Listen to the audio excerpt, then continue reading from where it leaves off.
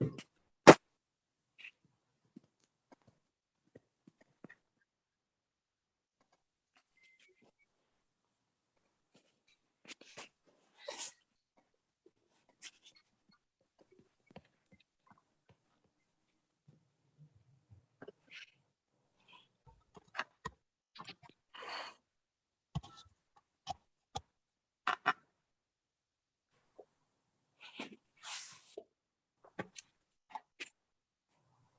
I on then, Barbara? Hello, Kevin. How are you? I'm fine. Yep, I'm all good. You Very good? good as gold. Yes, thank you. So we're live now, Kevin. Okay, thank you. Welcome.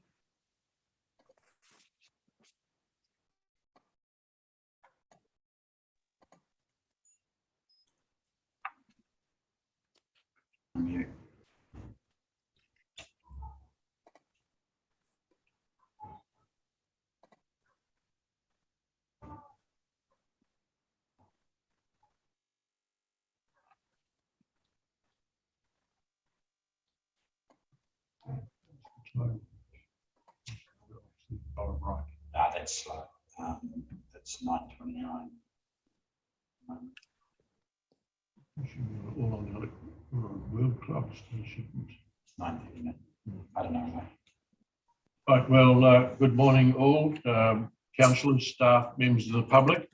Welcome to this policy committee, PP 22-2. Just remind you all, we're on Zoom. It's all being live streamed, and anything that is spoken, is said, is discoverable, and possibly may lead to legal implications. Just warning. Have we got any apologies? I think we've seemed to be missing Margaret Murray-Bench. Margaret, are you there by any chance? Haven't seen her yet, sir. No. So we have an apology from Margaret Murray-Bench. Can I have a mover and a seconder, please? Yeah. Councillor Sol, Councillor Marsh, I'll put that. All those in favour, please say aye. Against, no. Looking at the hands, I declare that carried. Are there any, there are no late items. Are there any declarations of interest that anybody may have? It appears not, so we move on. We now move to the public forum, and we have had a request from Mel Bennett. Mel, are you with us? We have Michael Mills here, sir, who is appearing with Mel. Yep. All right, so we'll leave it over to you then, Michael. Thank you very much. Yeah. Koromatu Gary, tēnā koe, kai kaunihera me ngā kaimahi, tēnā koutou. Look, we at Ngaitarangi Iwi Trust appreciate and applaud the intention of council to address alcohol-related harm in the community through this local alcohol policy and related activities. We want to acknowledge the ongoing engagement with staff as we look at actions and processes together with them. They're doing a great job. We strongly support the proposed regulatory elements in the policy, including the 9 p.m. closing time and the cap on off licenses in the Te Puke Makatu ward. Now, I note that there were submissions seeking to restrict the granting of further off licenses in Omokoroa and Katikati. And my question is, how can these concerns be addressed in the coming years if these or any other areas reach saturation point? Is it always going to be a retrospective response after the horse has bolted, so to speak? Our recommendation concerning the rebuttable presumption, if applied across the whole district, would give the district licensing committee greater capability to manage the increase in new license applications and put greater responsibility on applicants to justify their applications. The rebuttable presumption would not be inconsistent with or contradictory with a cap or other restrictions in specified areas if those are deemed necessary. We strongly urge the inclusion of discretionary conditions as noted in the agenda documents, and there's quite a long list of them, and we see real value in including them. The Court of Appeal accepted as reasonable the imposition of specified conditions for off licenses and went further to say that if those conditions could be compulsory, unless there was a good reason not to do so. The court also accepted as reasonable the rebuttable presumption and the 9 p.m. closing time. So these matters are not without precedence or judicial validation up to this point. We want to see greater community engagement and input into licensing decisions, and this requires greatly improved processes for notification, consultation, and through the submissions and hearings process. And we are supportive of staff initiatives in respect to these matters. We also support greater efforts to engage with and communicate with licensees. And we would support, for example, the idea of revitalising the alcohol accords, perhaps under some different frame, but with the aim of connecting and preempting issues with them. And this could include negotiation and development of discretionary conditions, as I've already referred to. We're very concerned about remote sales and home deliveries. Many off-license premises that had never considered selling remotely began to engage in this process during the pandemic with almost no controls to ensure that harm was minimised. We encourage council to keep abreast of developments in this space. And while there's advocacy with government concerning this, we argue that controls on remote sales and home deliveries could be negotiated as discretionary conditions or voluntary undertakings in the meantime. Something needs to be done in this space. It's a problem that's running away from us. In closing, we're keen to see iwi Māori representation on the District Licensing Committee, and we thank staff for providing us with the appointment criteria for this. I think it ran to 14 pages. It was a bit overwhelming, to be honest, but we're onto it. We stress the need to make the hearings process more amenable to community and cultural sensitivities. This would include holding hearings in the affected communities, the convening and time of hearings to make it more accessible, and cultural protocols, for example, with opening and closing of meetings and so on, needs to be a much more inclusive process. And we recommend that there should be provision in the local alcohol policy for a discretionary iwi Māori cultural report. As a policy tool, it would enable iwi Māori to have a direct voice in licensing matters that concern them, rather than the current situation where we're forced to make objections in order to express our views. This would foster early engagement rather than confrontation, and could result in negotiated outcomes that reduce the need for a more litigious process. Nō reira, tēnā koutou, tēnā tātou katoa. Thank you. Thank you for that, Michael. Are there any questions that anybody may have of Michael?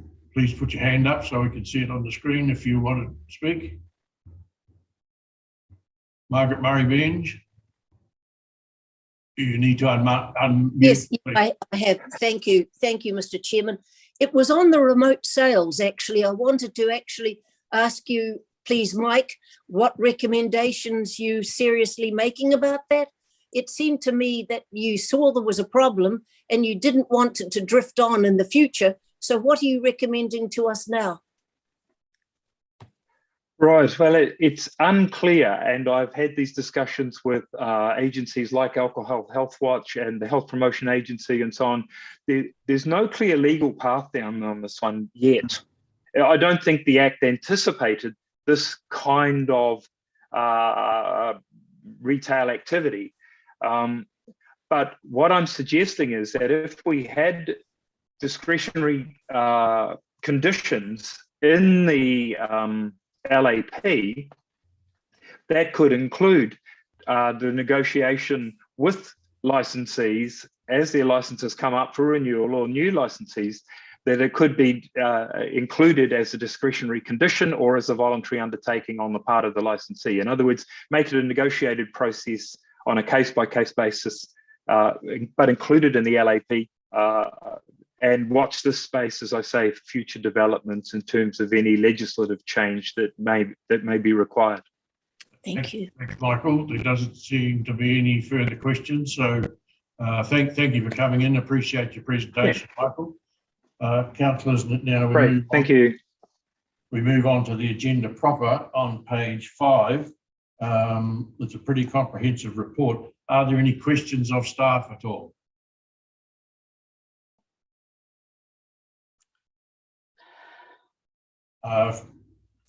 Sir, could I just have us move out of public forum with a mover and seconder, please? Councillor Thwaites, Councillor Gray, I'll put that. All those in favour, please say aye. Against, no. Carried. I have a question for you, Matt. On 3B, you talk about existing licenses, premises, or relocation of, in the recommendations, relocation of existing premise to a site nearby. Elsewhere in the document, we have conditions on there. Do you think we need to expand that within existing guidelines? Because if it's moving closer to a school, we want to have some checks and balances, do you think? I think the DLC can take that into account through the license application process, and they can negotiate through that process if they need to. Right. Gary? The other question I have, Matt, is we talked about during the process that how we publicly notify and make sure that people are aware of the applications. And I just wonder whether clause 4 on page 217, 218 adequately covers that. You know, it came through really loud and clear from the submissions that the public wanted to know a lot wider on how we handle these.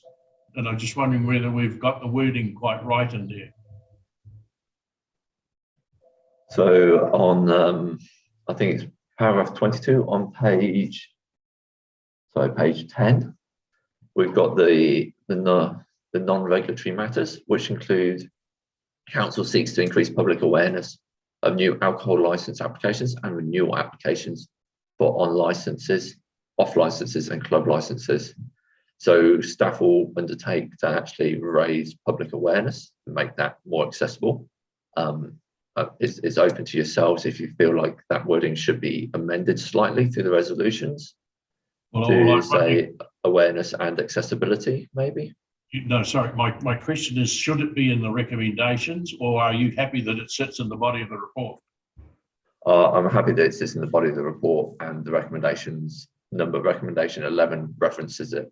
So staff will be undertaking it as a resolution of council. Right, thank you. Councillor Murray-Beans and then Councillor Henry. It's really quite difficult because normally you've got your agenda right in front of you, and all I've got is a photo of Rachel and John and yourself, sir. And so I can't see the items that you're referring to now unless I print them off beforehand, and I'm not quite sure that that's a sensible use of time. In the past, we've been able to go to another screen and show what, in fact, is the issues are in written form.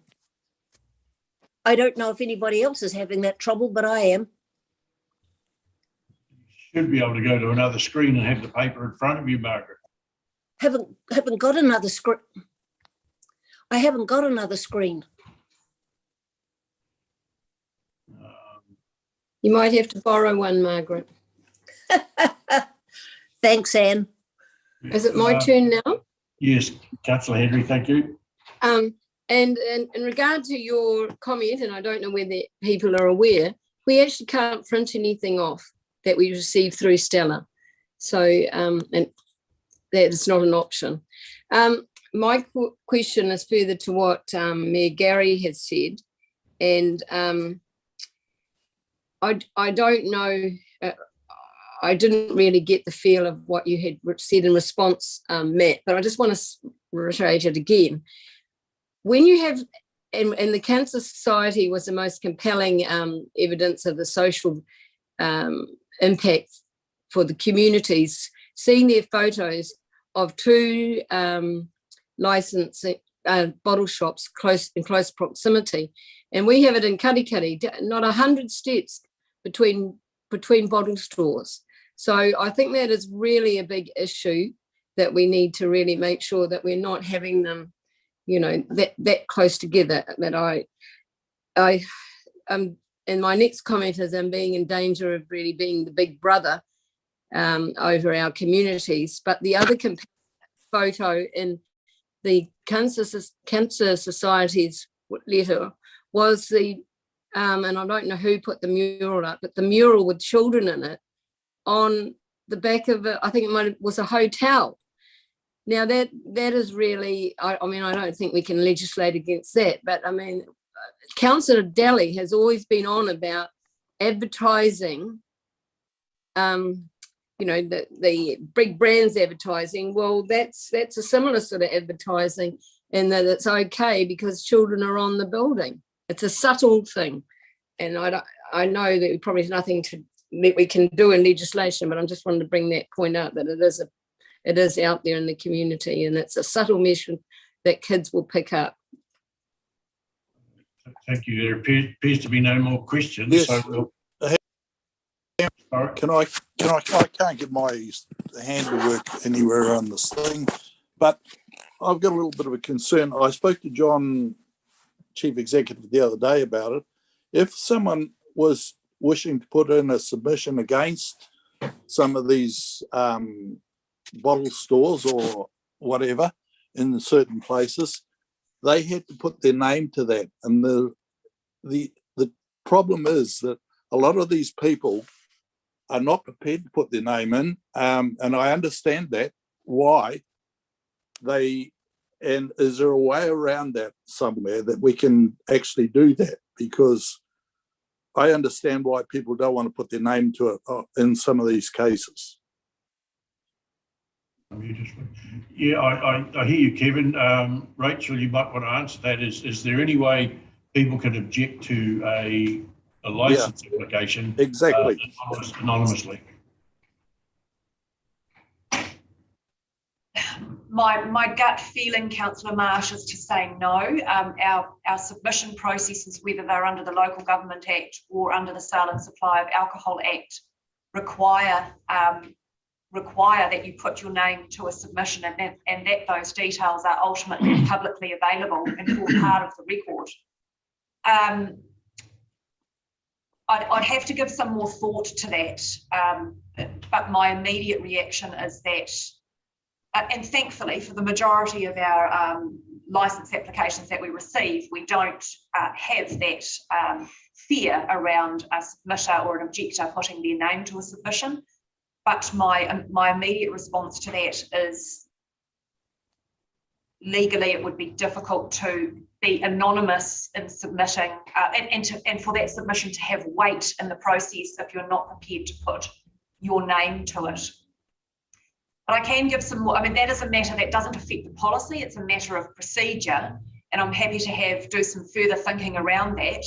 But at least for now, my immediate response is that submission processes such as this would require you to put your name to it. Well, maybe you and I should sit down and have a little talk about this at some stage, because it is an issue, and if that helps, I'm more than happy to sit down and talk to you off screen.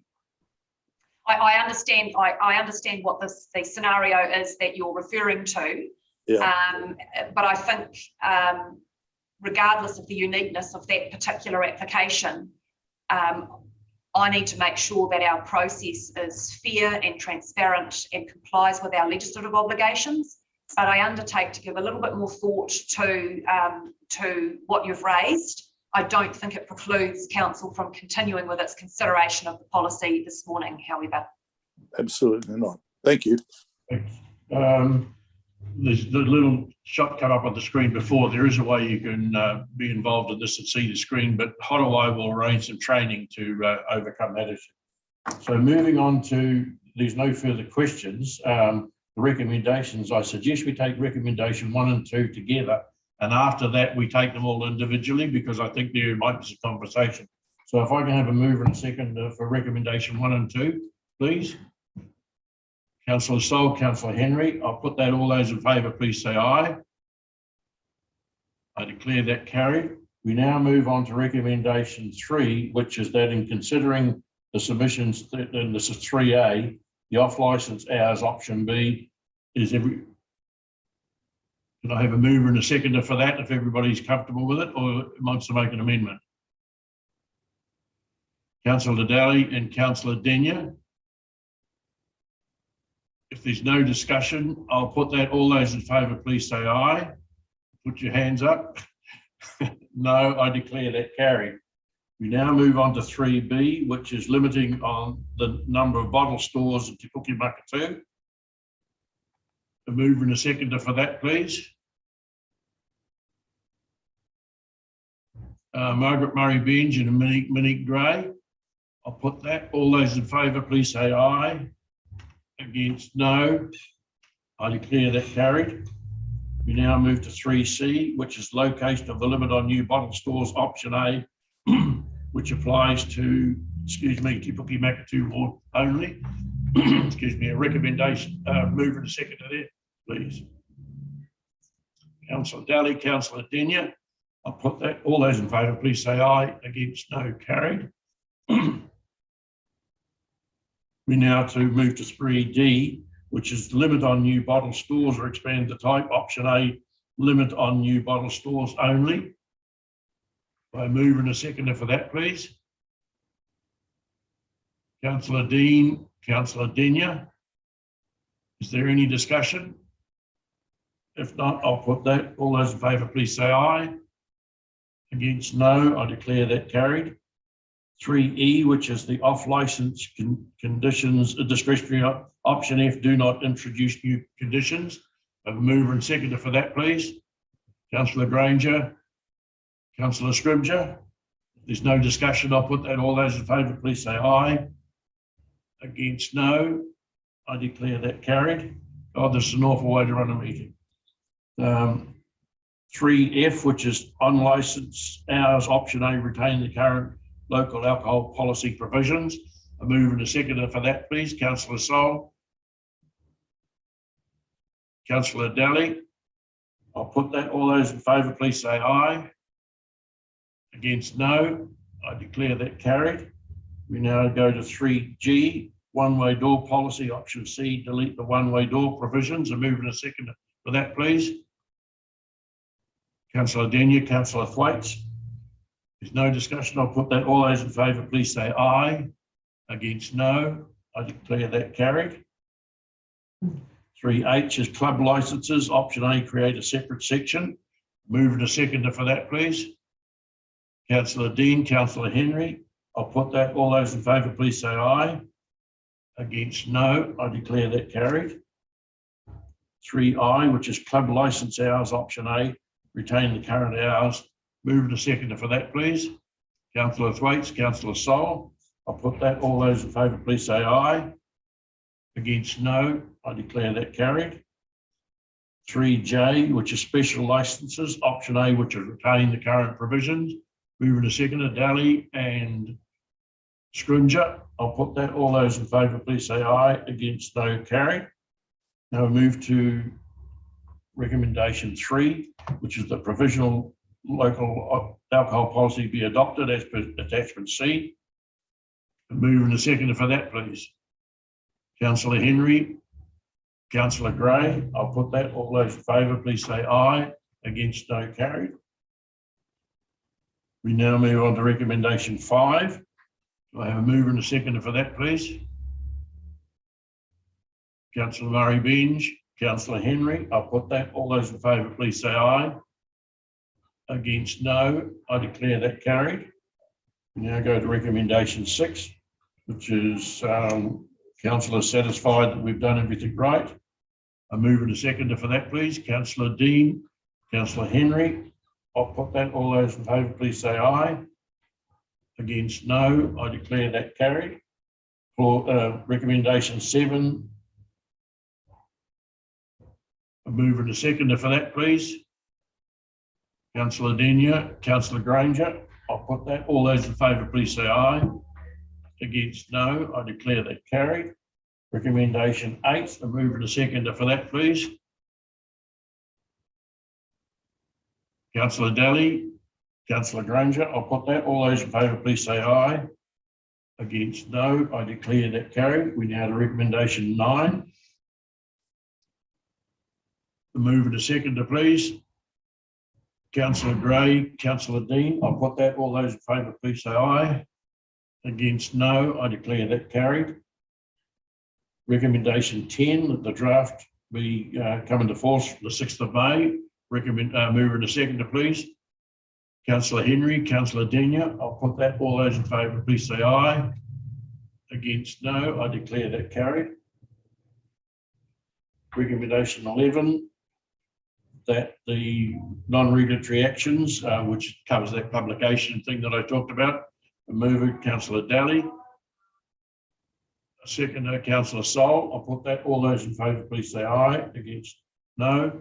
I declare that carried. The final one is recommendation 12, that the policy committee request the chief executive direct staff to come up with a decision document. Move to seconder for that, please. Councillor Henry. Councillor Granger, I'll put that. All those in favour, please say aye. Against, no. I declare that carried. That was a marathon, team. Thank you very much. We now move to pages 236, which is the committee's asked to consider the option of the rates relief policies for public consultation. Are there any questions of staff? Remembering this is going out for consultation, we've had the workshop. There appears to be no questions. If I have a mover and a seconder, Councillor Thwaites and Councillor Dean. That's recommendations 1, 2 and 3. I'll put that. All those in favour, please say aye. Against, no. I declare that carried. Thank you very much. We now move to page 242, which is the unmanned unmaintained roads for consultation again. Are there any questions of staff?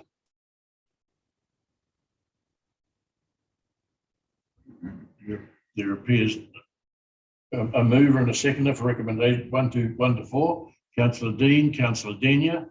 I'll put that. All those in favour, please say aye. Against, no. I declare that carried. We now move to page 257, which is the curbside for public consultation as well. Are there any questions of staff?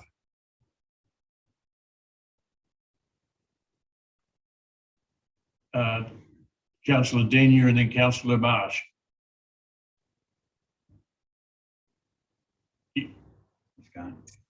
Yeah, thank you, Mr. Mayor.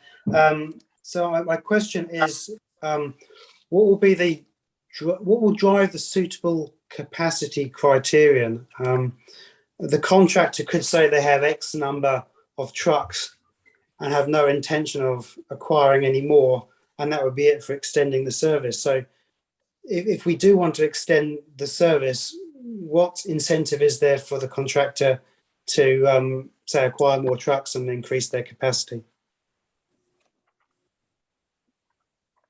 Gary Ellis, you might want to answer that. Thanks. Remember, this is a document where we're going out to consult with the public. Gary? Yeah, yes, I can answer that. So what we're looking at with the contractor is the overall capacity in the network and the ability to change the collection areas subtly, so you can then build in some capacity into specific areas. There is a requirement of the contract that they service the extensions.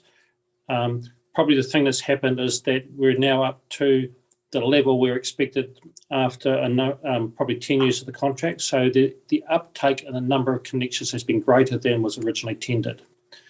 But we are working with that with the contract, and I think we would just have to find a way to make it work, because the extensions are totally consistent with the policy that you set in place to reduce waste and landfill. So it's the right thing to do.